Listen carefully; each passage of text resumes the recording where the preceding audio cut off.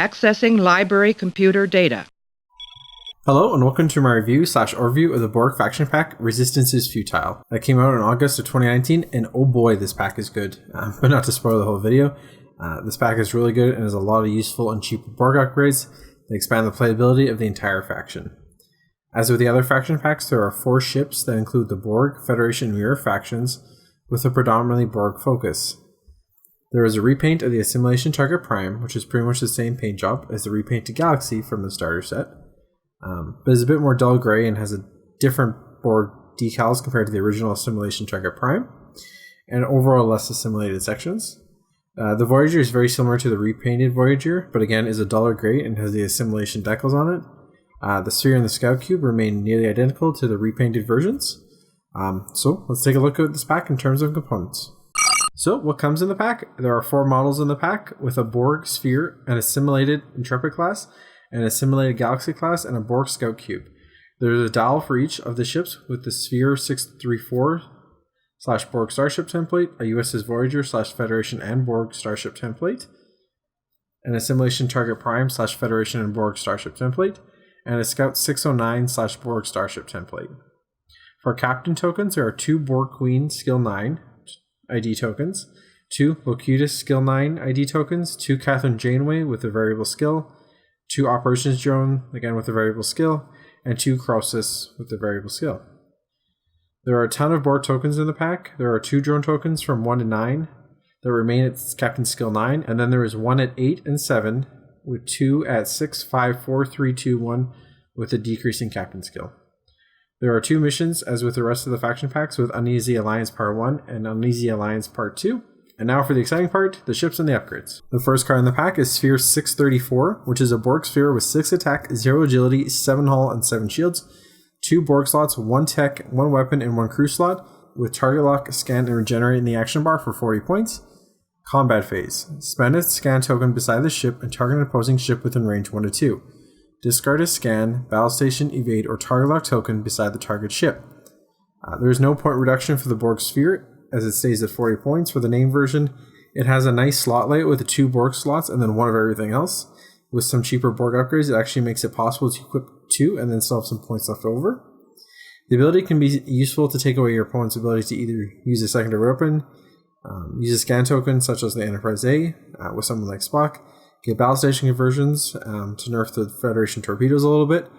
This is not my favorite ship from the pack, but if you can throw on something like High Energy Sensor Sweep, cross-faction from the Federation to get that scan token as a free action, or you have some in-faction options, you have Data or Subspace Beacon to get that scan token to be able to activate the ability.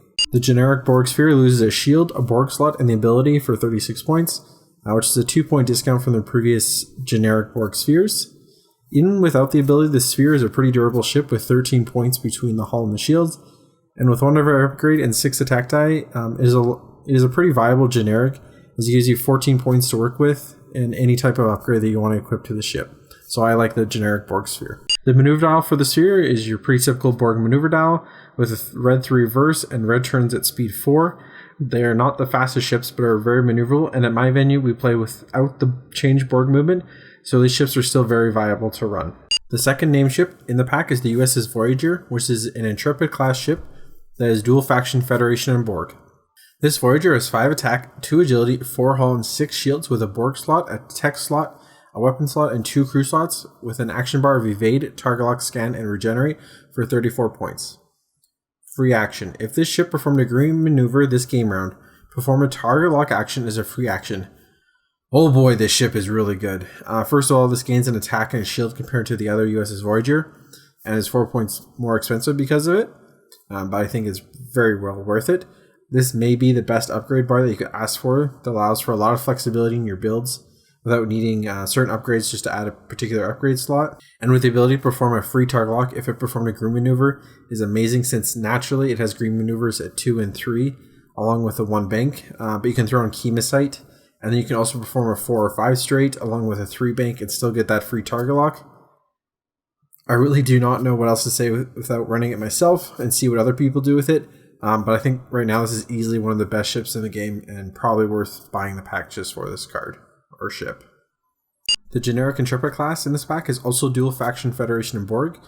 where it loses a shield, a crew slot, and the ability for 29 points. The generic Intrepid in this pack is still really good even without the ability, as it still has 5 attack die, a really good dial, and 1 of each slot again for some options when you're building with it. It is certainly better than the Intrepid generic that comes with the Voyager, as only 1 point more, but has an extra attack die and the Borg slot instead of the second weapon slot. It also substitutes the battle station action for regenerate action, which I don't necessarily think is a huge deal, as there are a lot of ways, especially with Federation, to get a battle station onto the ship. You can also use threat analysis from the Borg Queen Vessel Prime card pack. So there are ways to get battle station on this even without the battle station action in the action bar. The maneuver dial for the Intrepid class is still very good, with no red maneuvers and a white 6 straight, in addition to white maneuvers at 2 and 3 turns. The only thing that this dial is missing is the 1 straight, but the rest of the dial more than makes up for not having that 1 straight. Interestingly, the only faction on the maneuver dial is the Borg, despite the nameship and the generic Intrepid in this pack both being dual faction Federation Borg. I'm sure it's just an error on the card, but it's kind of weird. The third ship in the pack is Assimilation Target Prime, which is dual faction Borg and Mirror, which is a Galaxy class ship with 5 attack, 1 agility, 5 hull, and 4 shields. 1 Borg, 1 tech, 1 weapon, and 2 crew slots with evade, target lock, scan, and regenerate for 30 points. You do not pay a faction penalty for cards equipped to the ship. All tech upgrades equipped to the ship cost -1 SP. I think that this is an improvement on the original Assimilation Target Prime, as it has the 2 crew slots instead of 2 weapon slots, and has a slightly better ability to get a little bit of a discount on tech upgrades, and you do not pay a faction penalty when cross-factioning upgrades onto the ship, which allows for things like dorsal phaser array, system upgrade, or anything else that may be useful on the ship. This still really suffers from a bad dial, as all Galaxy class ships do, and is probably the weakest ship or my least favorite in this pack. The generic Galaxy class is dual faction Federation Borg, where it loses a shield, a crew slot, and an ability for 24 points, which is a pretty big 4 point cheaper than the name ship. Interestingly, the generic swaps out the Mirror for the Federation faction while keeping the Borg faction. The large point cost reduction does help its playability, but at its core it's still a generic Galaxy class, and I just don't really think those are very playable. The named Galaxy classes are barely playable as is. The dial for this Galaxy class is actually slightly different. It loses the red 2 reverse and instead has a red 6 forward. It still suffers from not being able to turn, as its only turns are at 3, but they're red. So it's still not a very maneuverable ship. Just go a little faster ahead while not going as fast in reverse. The last named ship in the pack is Scout 609, which is a Borg Scout Cube with 3 attack, 3 agility, 2 hull, and 4 shields. 1 Borg slot, 1 tech slot, 1 weapon, and 1 crew slot with an evade, target lock, scan, and regenerate in the action bar for 22 points, which is a nice 2 point reduction from the previous named Borg Scout Cubes. Action: target a friendly ship within range 1 to 2. Repair 1 shield and 1 hull on the target ship. This makes for a really nice support ship to keep your other ships repaired. It does require that they have 1 hull damage and no shields in order to repair both and activate the ability, but it does have a nice slot layout with 1 of each, to give you the options to build how you want. This may be the best of the Scout Cubes in a purely support standpoint, as 608 can be really good when you need to reach an objective in a scenario, as it has the extra movement, and Scout 255 is a bit more of a combat focused ship. So I do like Scout 609 as a support Borg vessel. The generic Scout Cube loses shield, the weapon slot, and the ability for 17 points, a huge 5 point difference from before. The generic Scout Cube can still make for a nice support vessel, as it only loses the weapon slot and gives you a lot of points to play with in terms of upgrades. One thing that I'm not sure of is the other Scout Cubes could not take a Borg upgrade that had a cost greater than 5, but that text is not present on the Scout Cube on this pack, either generic or the named. So I'm not sure if it's an oversight or a change to how these ships work. The maneuver dial is nearly the same as the Sphere, except that it loses the 3 green straight, and it's now a white maneuver, but otherwise the same. The first captain in the pack is the Borg Queen, who must be equipped to a Borg ship with a captain skill of 9, an elite talent slot, and costs 5 points. Setup: place 9 drone tokens on this card. This card has the ability text of all captains in your fleet whose abilities require 1 or more drone tokens to be spent. The effectiveness of this captain will be entirely determined by the other Borg captains in your fleet, as her ability is entirely dependent on them, which is very thematic to kind of the collective consciousness of the Borg and her being the leader of it. I also like that this Borg Queen does not have her captain skill decrease if drone tokens are spent, allowing you to keep the advantage of the skill 9. Some Borg captains that I can see being useful for her to copy are Kathryn Janeway from this pack, the Battle Station Tactical Drone, and the Reroll Tactical Drone. I can see the Borg Queen being run when you're flying multiple Borg ships to really take advantage of the ability. The second captain in the pack is Locutus, who is a skill 9 captain that must be equipped to a Borg ship with an elite talent slot and costs 4 points. Cannot equip to a ship in the same fleet that has Jean-Luc Picard equipped to a ship. Set. Place 9 drone tokens on this card. Add 2 crew upgrades to the ship's upgrade bar. You do not pay a faction penalty when equipping crew upgrades to the ship. Another Borg captain that does not reduce in captain skill when drone tokens are spent. And I really like the ability to not have to spend extra points to get some of the better crew from the other factions on the same ship as Locutus. I think he's also the cheapest skill 9 captain that has an elite talent slot for the Borg, which is kind of nice if you want to use one of them, making him pretty useful on some of the more expensive ships, or on maybe one of the Scout Cubes, or maybe one of the cubes or the assimilated vessels, in order to be able to really take advantage of the crew slots that he gives you. The last unique captain in the pack is Kathryn Janeway, who has an elite talent slot, dual faction, Federation, and Borg, and costs 5 points. Setup. Place 8 drone tokens on this card. Each time an opposing ship within range 1 to 2 performs an evade, scan, or battle station action, spend 1 drone token on this card to target that opposing ship. Perform the same action as a free action and place an auxiliary power token beside the target ship. Another really good unique captain from this pack that allows the ship equipped with Janeway to take multiple actions, and in some cases perform actions that the ship may not actually have. As a bonus, you get to place an auxiliary power token, which can potentially limit your opponent's ship's either movement or their actions the following turn, or this turn, depending. I can certainly see myself using this card in either Borg or Federation ships. One ship in particular that I can see is the new Queen Vessel Prime. You spend that drone token with her ability, and then you get it back in the end phase, so a really good captain. The last captain in the pack is Operations Drone, who is non-unique and costs 3 points. Setup. Place 6 drone tokens on this card. Planning phase. Spend 1 drone token on this card and target an opposing ship in the range 1 to 2. Place an auxiliary power token beside the target ship. The first Operations Drone captain for the Borg is okay. Again, the auxiliary power token to be able to limit either your opponent's movement or their opponent's action economy that turn. I think there are better generic Borg captains, such as the Battle Station Tactical Drone and the Reroll Tactical Drone. So I may use Operations Drone, but I think there are other Borg captains that I would consider using first. The first crew in the pack is 709, who is a Borg crew upgrade that costs 2 points. Add 1 Borg upgrade to the ship's upgrade bar. All Borg upgrades equipped to the ship cost -1 SP. I really like this version of 709 when you want or need more Borg upgrades on your ship. And with the influx of cheaper Borg upgrades with this pack, and with the Queen Vessel Prime card pack, you'll actually be able to use more than 1 or 2 per ship. To really take advantage of 709, though, you would need at least 2 Borg upgrades. But I can certainly see myself using this version of 709. Next up, we have 3 of 9, who is a unique Borg crew that costs 5 points and must be equipped to a Borg ship. When this ship performs a regenerate action, repair up to 1 shield and 1 hull instead. This ship does not lose its attack from performing the regenerate action. A really useful, if not maybe a point too expensive crew to give your Borg ships extra durability and making the regenerate action a lot better to take. Instead of just restoring a single hull point and losing your ability attack, you may now repair a hull and a shield and still perform your attack with your ship. And even without the quality, it can still be devastating due to the sheer number of dice that are being thrown during a single attack on most Borg ships.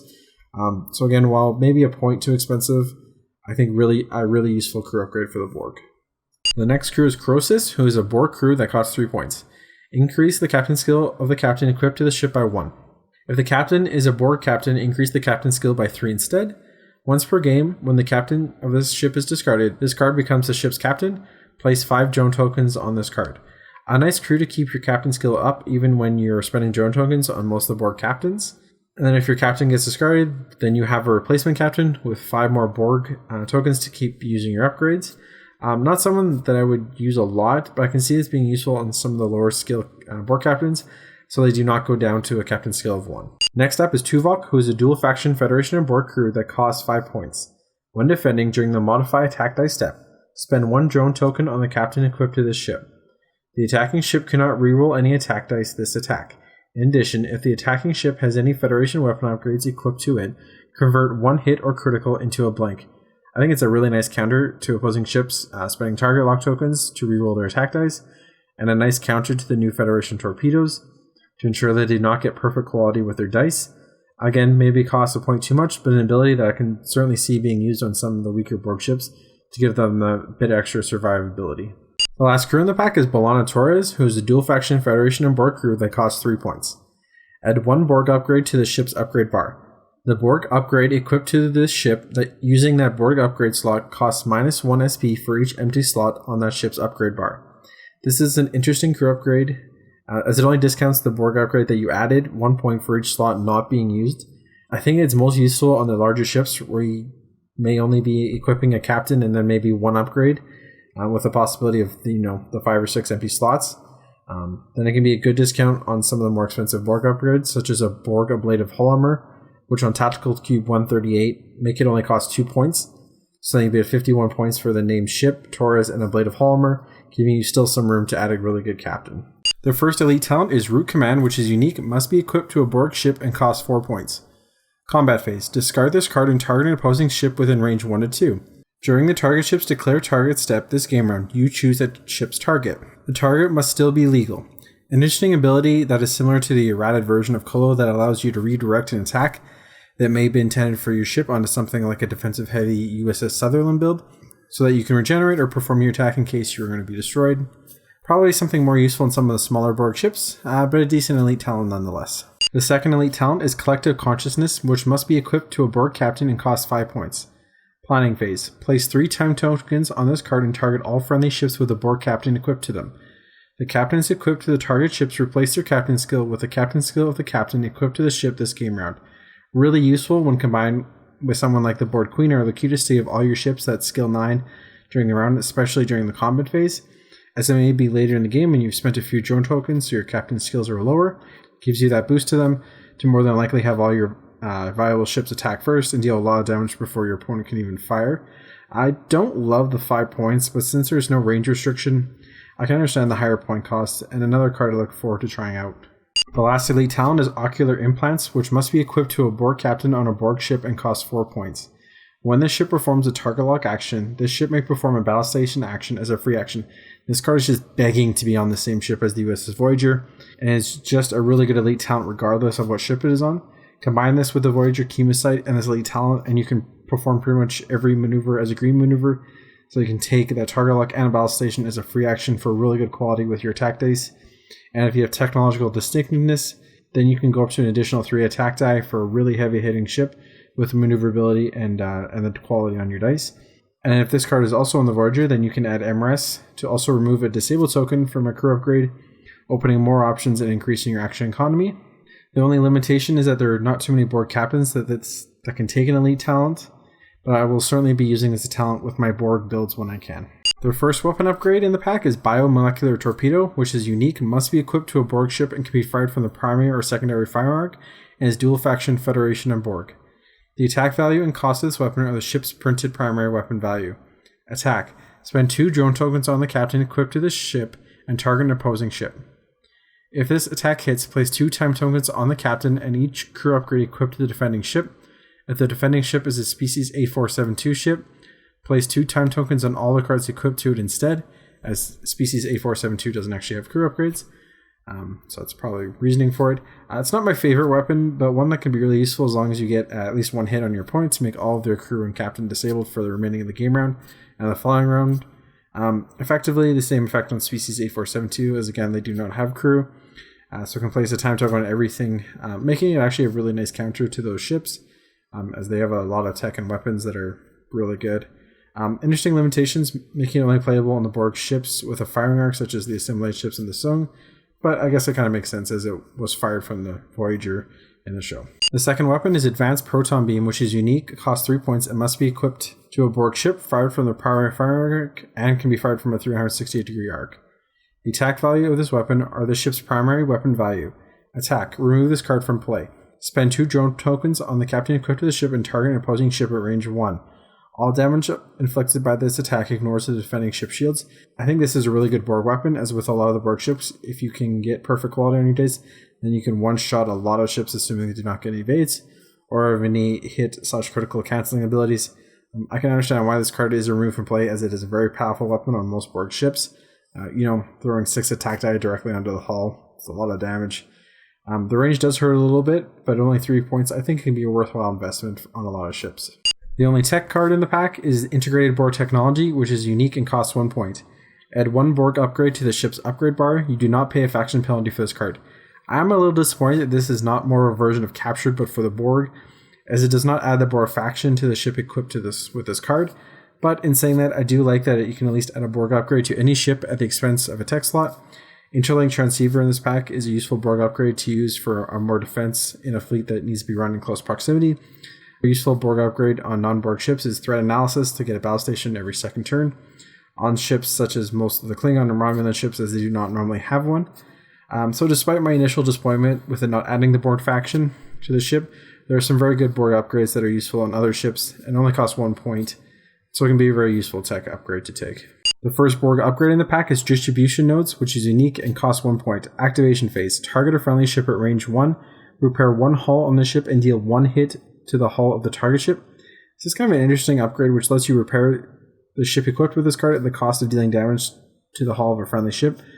If you can combine this with something like Exocomp on the other ship, so that you can then repair the damage on the first ship, and then use Exocomp to repair that damage on the ship that you targeted, I think that can be a good way without using the regenerate action and losing your attack at the same time to repair hull damage on your ship. But I think only when combined with something on the other side to be able to repair that hull, otherwise you're just weakening your own ships. And not something that I can see being used a ton, but under the right circumstances, I think it would be okay to repair some hull damage without losing an attack and your action. The next Borg upgrade is Interlink Transceiver, which is unique and costs 2 points. This ship and all friendly ships within range 1 increase their agility value by 1. I think it is a really nice way to get some agility on the Borg ships, which typically do not have much agility, or have no agility except for at range 3. But even if you do not have your fleet flying in close formation, I think it can still be worth the 2 points to give at least the ship equipped with it some defense at ranges 1 and 2, especially with the large Borg ships that lack any agility. The third Borg upgrade is Technological Distinctness, which must be equipped to a Borg ship, costs unique and costs 3 points. Action. Place 1 mission token on this card. When attacking with this ship's primary weapon, this ship rolls +1 attack die for each mission token on this card. I think it remains to be seen how effective this card can be, but I think it can be very useful to use its action in the first round or two, as you're probably not in firing range of your opponent anyway, so you're able to take the action without needing to perform any other potential action, and then you get to add attack die to already the heaviest hitting faction, and this can be very powerful to give any ship the extra 3 attack die when you attack with your primary weapon. I think that I'll definitely try and run this card, and even if you're not able to get quality on your dice, if you decide to take this action with the Borg, you're throwing enough dice that might not even matter. As you know, with the sphere, you'd be rolling 9 dice.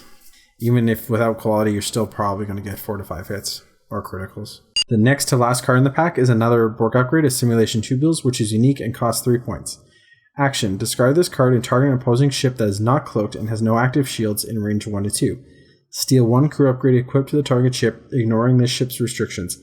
Even though it is now limited crew, I think that is still a fairly big improvement over the original copies of the card. First of all, it costs 5 points less, which for an action and a discard make it a much more reasonable cost. You will no longer have to spend a drone token to activate it as well, but it is now limited to crew only, and your opponent has to have their shields down, and you are not cloaked, which are not in the original card. Even with the more limited nature of this card, I think the point reduction and no longer having to spend a drone token make it slightly better in terms of actual playability on most Borg ships for me. And finally, the last card in the pack is Borg Mutl-Adapative Shields, which are limited to 1 per ship, cost 5 points, and must be equipped to a Borg ship. You must discard this card if the ship has no active shields. When defending during the comparative result step, cancel 1 hit. I really like this card. Simple effect of canceling a hit each time you defend. With this, you can give Borg ships even more durability because they needed it so badly, right? Putting us on the assimilated vessel 64758, which is the Traeger. With shield adaptation, gives you a fairly durable and cheap Borg ship. I can see this card being used in some capacity on most of the Borg builds if I can afford it, especially on some of the assimilated vessels, as they tend to have the points to actually allocate to this. Most of them could use the boost in defensive capability, but a really good card. Thank you very much for taking the time to watch my review/overview of the Borg faction pack, Resistance is Futile. This is a must-buy for me if you have any interest in playing the Borg, as it includes some really good and cheap Borg upgrades, and maybe has the best ship in the entire game with the new U.S.S Voyager, and it's just all-around great pack. I don't necessarily think you need a second one unless you really want to run a generic U.S.S Voyager with the U.S.S Voyager, and another copy of Borg Mutl-Adapative Shields, just because so many of the cards are unique. But that's up to you. If you disagree with me on a card or find a different or better use for a card, just be sure to let me know in the comments. You can find me on Facebook at the Eric channel, where you can find custom cards created by me and other Star Trek Attack Wing related content. You can help support the channel and assisting me in making more content by donating on Patreon. Don't forget to hit the subscribe button and like this video. Thank you very much for watching, and I shall see you next time.